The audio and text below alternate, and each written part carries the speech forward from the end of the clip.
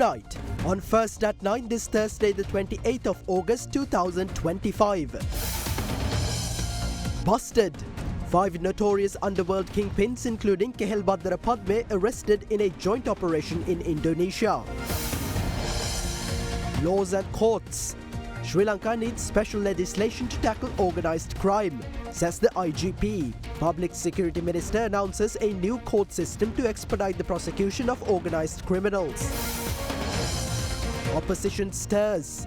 Opposition questions whether the government is applying the law fairly to everyone. Opposition should only unite around a clear core agenda focused on solving the people's problems, says the opposition leader. Exhausting tragedy. Tipper driver involved in the Kuliapiti accident had worked for 24 hours straight, police informs court. Driver accused in the fatal tragedy remanded until September 8. Asian Paint Causeway Aquasafe මිලදීගෙන LED TV run voucher ඇතුළු තවත් හැකි රසක් දිනා ගන්න. This is Derana First at 9. Live from Studio 24 in Colombo. Good evening, you're joining First at 9, brought to you by Sri Lanka's most trusted news source, Derana. I'm Tharindu Mahendra, joining you live with the latest in Sri Lanka and around the world. In your top story this evening, 5 notorious underworld kingpins, including Kehelbadara Padme, Commando Salintha and Panadura Nilanga, were arrested today in a special joint operation carried out by a special team of the Sri Lankan and Indonesian police. During a special media briefing convened following the arrests, Public Security Minister Ananda Vijayapala said government plans to establish a number of special high courts to expedite legal action against organised criminals. 5 infamous underworld kingpins, including Kehelbadara Padme, were arrested in Jakarta, Indonesia, during a joint operation conducted by a special team of Sri Lanka Police and the Indonesian National Police. Upon receiving intelligence regarding the underworld figures, a special operation was initiated under the supervision of Inspector General of Police Priyantha Weerasurya. Under instructions of Senior Deputy Inspector General of Criminal Investigation Department Asanka Karabita, Assistant Superintendent in charge of the Western Province North Crime Division Rohan Olugala, and Assistant Superintendent of the Criminal Investigation Department Mahinda Jayasundara were dispatched to Indonesia. The 2 officers, together with a special police team from Indonesia, carried out surveillance on the suspects for 7 days under challenging circumstances. However, the suspects, including Kehelbadara Padme, Commando Salintha and Panadura Nilanga, fled the apartment complex in Jakarta in which they were staying after learning of the special operation. The group later moved to another apartment complex located about 7 kilometers away. Early today, the joint police team raided the complex and arrested Kehelbadara Padme, Commando Salintha and Panadura Nilanga. Investigations uncovered that Bako Saman and Thambili Lahiru, who were identified as the masterminds behind the triple murder in Middenia, were among the suspects. Police further revealed that the wife and 3-year-old child of Bako Saman were also taken into custody during the operation. The suspects allegedly attempted to bribe the authorities by offering 10 million Indonesian rupiah, but the Indonesian police rejected the offer and proceeded with the arrests. The Sri Lanka police confirmed that all necessary diplomatic arrangements are being made to extradite the suspects back to Sri Lanka. Meanwhile, a special media briefing was convened at the Department of Government Information regarding the arrests of Kehelbadara Padme and the other suspects. Yesterday, we had the opportunity to apprehend 5 underworld figures, including Kehelbadara Padme, Commando Salintha and Bako Saman.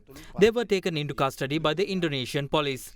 The Criminal Investigation Department and the Indonesian police conducted a joint operation that lasted 7 days. International police and Sri Lankan and Indian intelligence services also supported this operation. As of now, red warrants have been issued against approximately 75 individuals have already been extradited to Sri Lanka. Discussions are currently underway to extradite the individuals arrested in Indonesia to Sri Lanka within the next few days. Afterwards, we will take the necessary steps to initiate legal action against them. As you know, organized crime has been nurtured for a long time with the support of politicians. There is no doubt about that. Organized crime was leveraged for political longevity and to sustain power. That is why the underworld was nurtured. At present, information has been revealed regarding links between certain politicians and their wealth to organized crime, and investigations into those matters have already begun. We would like to emphasize to the country and society that rank or position has no bearing before the law, as everyone is equal before it. We will not allow anyone to remain beyond its reach. පිළිබඳව නැවත නැවතත් මේ සමාජයට අවධාරණය කරනවා.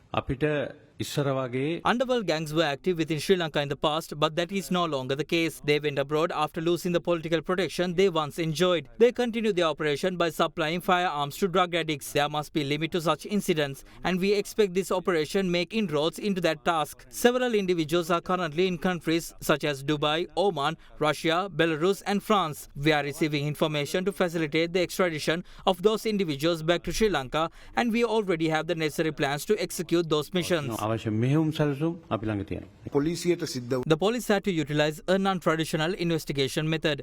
As a result, a massive central database was created, something we did not have before. Using this system, we are now analyzing criminal activities with the support of automated technology. කාංග මගින් එහෙමත් නැත්නම් ඔටෝමේටඩ් සිස්ටම් වලින් ඒ අය සම්බන්ධයෙන් තියෙන චෝදන එහෙම නැත්නම් ඒගොල්ලන්ගේ රැප් ෂීට් එක මොකද්ද? මිනිමරුම් චෝදනා තියෙනවා. They face charges of murder, threats, bribery and narcotics trafficking. ඒවා තමයි පොදු වශයෙන් තියෙන්නේ. දැන් මෙතන 6 දෙනෙක් එකපාරට අත්අඩංගුවට පත් වෙනකොට මේ තරම් ප්‍රමාණයක් එහෙම අත්අඩංගුවට පත් වෙච්ච අවස්ථාවක් තියෙනවා. No, there has been no such incident in history, and we have never carried out an operation of this scale before. ඔබතුමාලගේ සැලැස්මක් තිබෙනවාද විශේෂ අධිකරණයක් හෝ පිහිටුවලා මේ සංවිධානාත්මක අපරාධකරුවන්ට ඉක්මනින් දඬුවම් දෙන්න? අනිවාර්යෙන්ම Yes, definitely. We plan to establish a special court dedicated to organized crime in order to expedite hearings and deliver punishments without delay. Special high courts are being planned for this purpose. කරන්නත් කාර්යක්ෂම කරන්නත් ඇයි ඔබතුමාලට බැරි මේ පාතාල කලි සමාජිකයන් පිටිපස්සේ ඉන්න දේශපාලන හස්තේ කවුද කියන එක කෙලින් කියන්න? අපරාධකරුවන්ගේ There are instances where the wealth of these criminals has been used for political activities, but it is too early to reveal all these facts. We will expose these individuals soon. We also believe that organized crime cannot be addressed under normal law, and therefore a special legal framework must be established.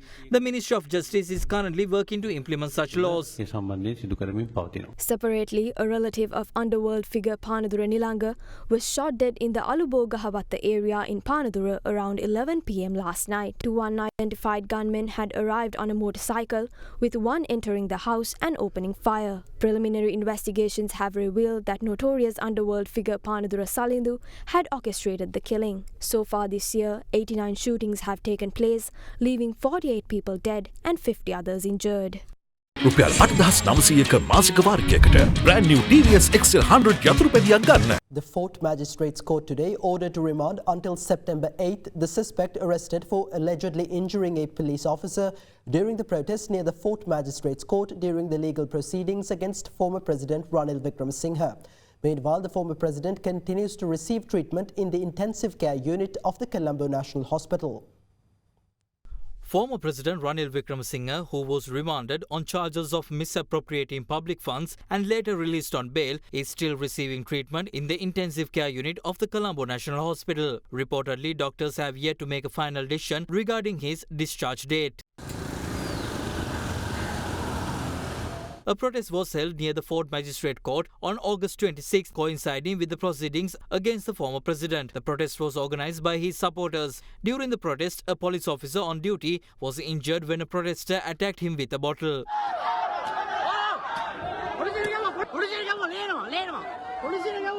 Following the incident, a team from the Colombo Crime Division arrested the suspect yesterday in Kaludara. Police identified the suspect as a 50-year-old former urban councillor from Nagoda. After the arrest, the suspect was handed over to the Compagnia Vidya police and subsequently produced before the Fort Magistrate Court today. He was remanded until September 8th. පහුගිය දවසක හිටපු ජනාධිපති රනිල් වික්‍රමසිංහ මහත්මයාගේ නඩු කටයුතු සිද්ධ වෙන අවස්ථාවේ කොටුව මහේස්ත්‍රාත් අධිකරණය ආසන්නයේ පිරිසක් යම් විරෝධතාවක නිරත වන ආකාරය අපි දැක්කා. ඒ සම්බන්ධයෙන් මහේස්ත්‍රාත්වරීය නියෝගයක් ලබා දුන්නා වහාම නීති ක්‍රියාත්මක කරන්න කියලා. ඒ නීති ක්‍රියාත්මක කිරීමේ වර්තමාන තත්ත්වය කොහොමද? දැනට විමර්ශන කටයුතු ආරම්භ කරා. We have launched an investigation and are in the process of identifying the organizers of the protest. We are currently working to identify other individuals involved in the protest using available photographic evidence. The protest appears to have been organised with the intent of pressuring the court to grant bail, which is highly unusual. The magistrate has viewed it as an act of contempt of court. We are taking all necessary legal actions accordingly. අවශ්‍ය විමර්ශන කටයුතු කළා අවශ්‍ය නීතිමය ක්‍රම ගන්නවා. Meanwhile, several opposition representatives question whether the government is applying the law fairly to everyone. Let's take a closer look at what the political arena has in store for us today regarding law and order in the country.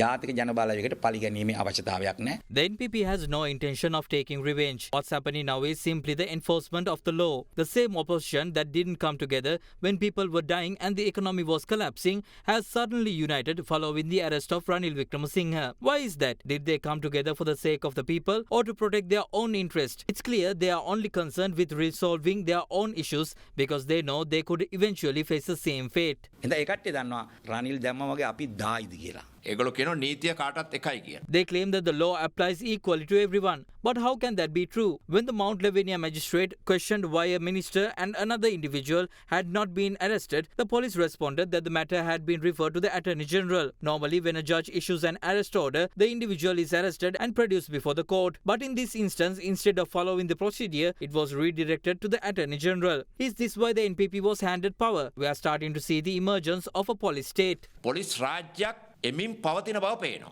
දැන් බලන්න වසන්ත සමරසිංහ මහතාට විරුද්ධව සහ There are allegations against Minister Vasantha Samarasinghe and a mayor. There's a case pending before the Mount Lavinia court. According to media reports, the police have acted contrary to the judge's ruling. Is this acceptable? අධ්‍ය ගණනාවක වාර්තා කරලා තිබෙනවා. ඒතර ඒව හරියද? පොදු දේපල පන දෙයටදී Normally, when someone is arrested under charges related to the Public Property Act, bail is not granted until the case concludes. But Ranil Wickremesinghe was granted bail. They said bail can be granted under special circumstances. In his case, he is reportedly suffering from several illnesses which likely influenced the decision. We too have been arrested before, but we never pretended to be ill just to secure bail. Ironically, I believe the greatest damage done to him was by his own lawyers during the bail process. එතුමාට බරපතලම හානි කරේ මං හිතන්නේ අප ගන්න ගිහිල්ලා එතුමාගේ නීතිඥයෝ. අර්ජුන මහේන්ද්‍රන් ගෙනවකෝ දවස් දෙකක් ඇතුළත. The NPP promised to bring Arjun Mahendran back in 2 days, but he is still not here. No action has been taken on the bond scam either. They also claim there were over 400 files related to corruption cases, yet nothing has come of that. This growing public frustration has sparked major protests. It appears the 2-day remand of Ranil Wickremesinghe was merely a show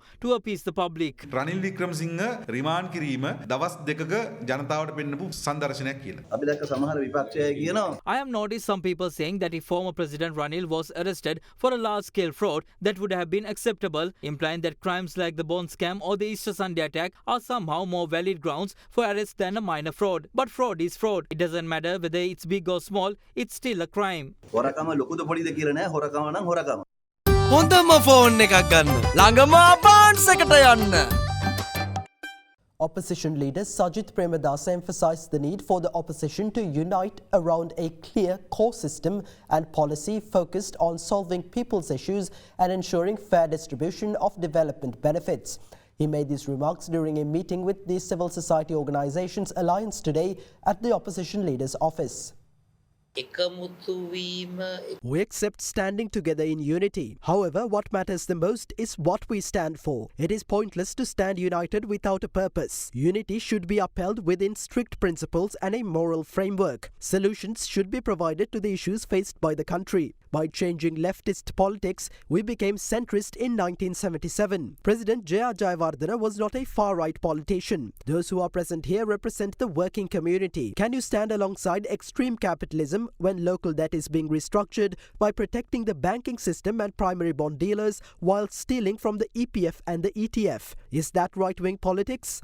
However, that was the right-wing course of action that was implemented. We follow the middle path. We believe that socialism cannot generate money for the country. The best method to generate revenue is by humanist capitalism. What does humanist capitalism mean? The money that is generated through capitalism should equally benefit all stakeholders of society in the name of humanity. You should stand in unity and join forces while adhering to moral and policy frameworks that will benefit the people and the country. රටට ජනතාවට අගයක් එක්තු කරන හර පද්ධතීන් මත ප්‍රතිපත්තීන් මත Prime Minister Dr. Harini Amarasuri asserts that the funds which the country lost due to corruption could have funded essential public services.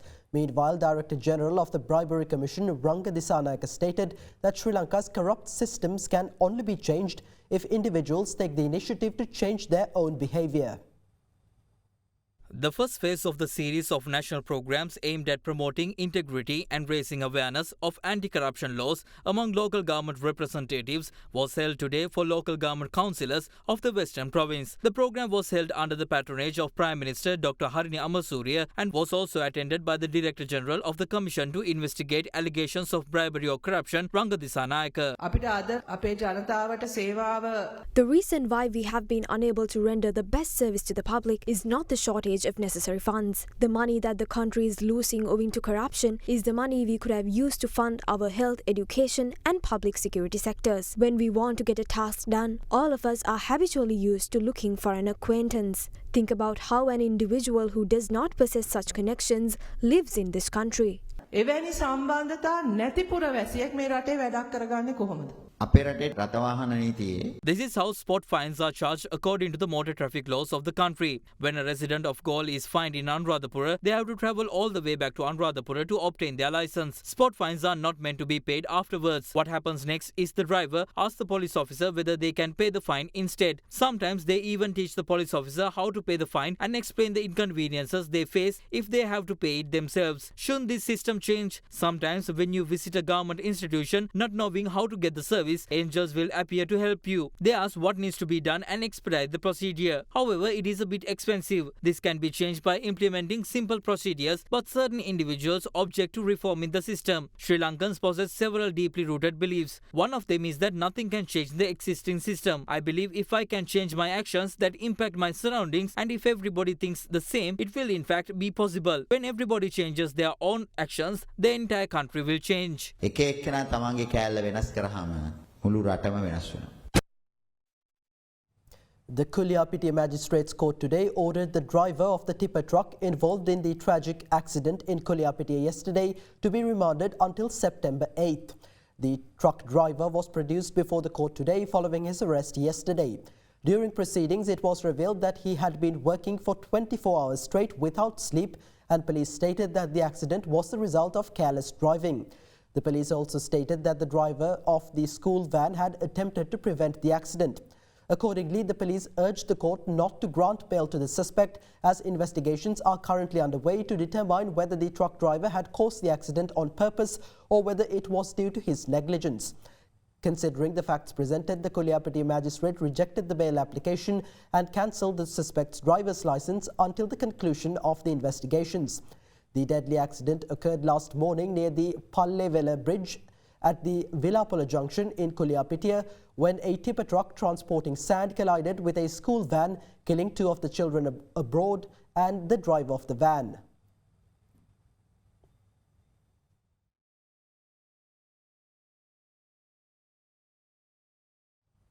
The US Embassy in Sri Lanka and the Central Cultural Fund's Maritime Archaeology Unit is scheduled to host a major exhibition and symposium from September 3rd to 5th at the BMICH in Colombo, spotlighting the Godavaya shipwreck, Asia Pacific's oldest known wooden shipwreck dating back over 2,100 years. Open to the public from 11 a.m. on September 3rd and daily from 10 a.m. to 5 p.m. on September 4th and 5th. The event aims to emphasize the importance of preserving maritime heritage and maintaining peace and sovereignty in the Indo-Pacific region. Recovered off Sri Lanka's southern coast, the Godavaya wreck offers unique insights into early Indian Ocean trade. Artifacts include pottery, grinding stones, glass and metal ingots, and carnelian beads. Funded by the US Ambassador's Fund for Cultural Preservation, the project highlights decades-long collaboration in heritage protection. Recovered items will be conserved and showcased at the Maritime Archaeology Museum in Galle, preserving them for public and academic engagement.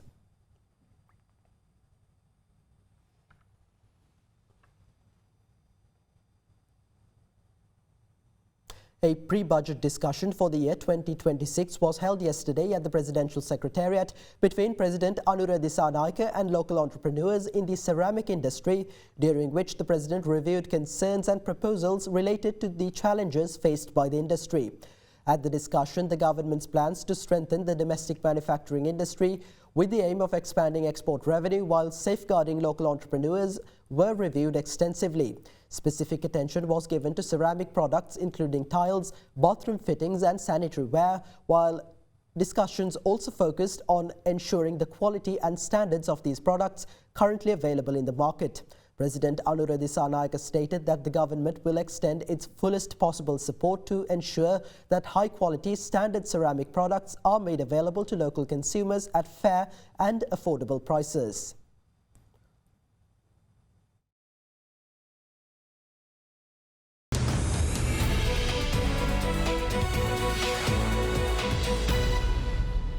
Welcome back. Residential land prices in the Colombo district rose 14.4% in the first half of 2025 compared to last year, with commercial land increasing by 11.5% and industrial land by 8.4%, according to the Central Bank's Land Valuation Index.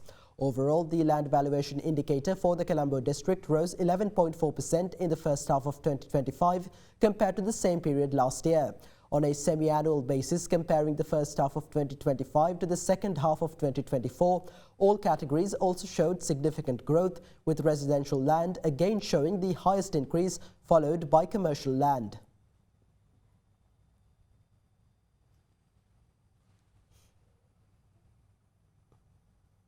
The Colombo Bourse closed on a mixed note today following price gains in counters such as Danoga Shiata, Ambient Holdings and Bukit Dara.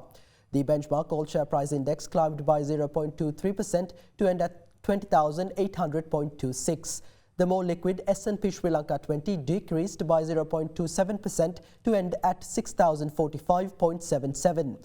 Market turnover crossed 7.4 billion rupees. Foreign participation in market activity remained at subdued levels, with foreigners closing as net sellers, offloading shares worth 282 million rupees.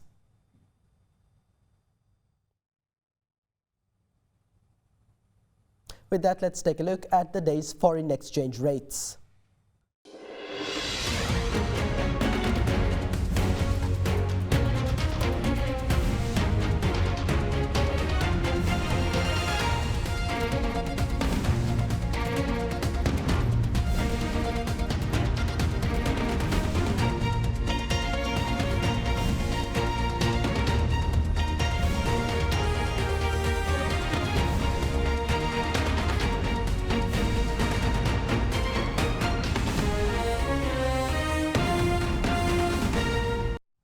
That's all for tonight from First at 9. Thank you for joining. Have a great night.